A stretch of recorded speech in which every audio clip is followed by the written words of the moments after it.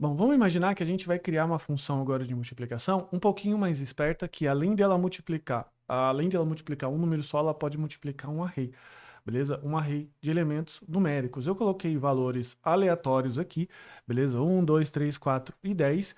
E agora essa função multi vai receber esse array, vai percorrer esse array através do for, e para cada elemento específico daquele array, ele vai multiplicar por ele mesmo, dando o mesmo efeito que a gente tinha nas funções de multiplicação anteriores, que seria n vezes igual ele mesmo, retornando aqui um novo array. Se a gente rodar essa função, ela vai retornar isso daqui, ó, 1, 4, 9, 16 e 100, porque ele está multiplicando aqui os próprios valores. Só que se a gente perceber, essa função multi aqui, ela vai ser a função de multiplicação. E se eu quisesse criar uma somatória? E se eu quisesse criar uma... Enfim, se eu quisesse criar hora somatória, hora de multiplicação, você concorda comigo que não ficaria muito legal eu criar uma função para cada situação dessa, só mudando esse detalhe?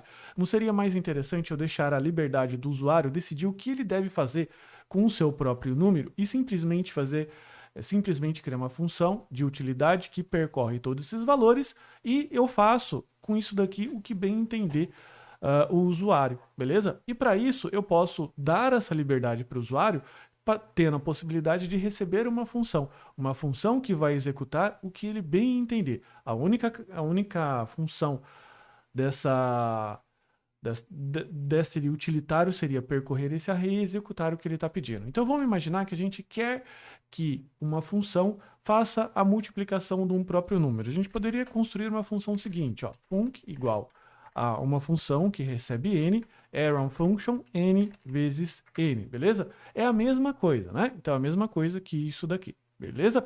Então veja que para eu executar aqui essa função, eu teria que receber a todo momento um novo valor, executar isso daqui e receber. Seria possível eu passar essa função aqui como argumento para multiplicação e substituir? É possível, beleza? Então, a primeira coisa que você precisa fazer é criar essa função aqui, atribuir para uma constante.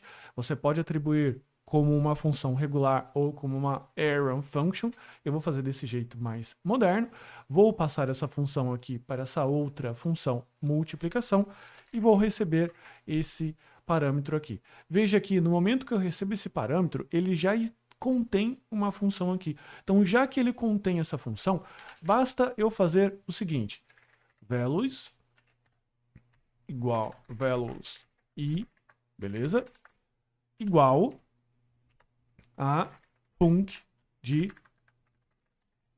values e. Veja que eu vou chamar essa função, passar como parâmetro o valor atual do nosso array, ele vai executar simplesmente o que tem na function e eu vou devolver para o meu array o resultado dessa function, dando total liberdade do usuário fazer o que ele bem entender, porque afinal, hora ele vai querer multiplicar, hora ele vai querer somar com a própria função, hora ele vai querer multiplicar por 2, deixando essa função bem mais esperta e flexível, beleza? Se a gente executar essa função, o resultado é o mesmo, mas veja que é o mesmo em termos de resultado porque a função faz o mesmo cálculo.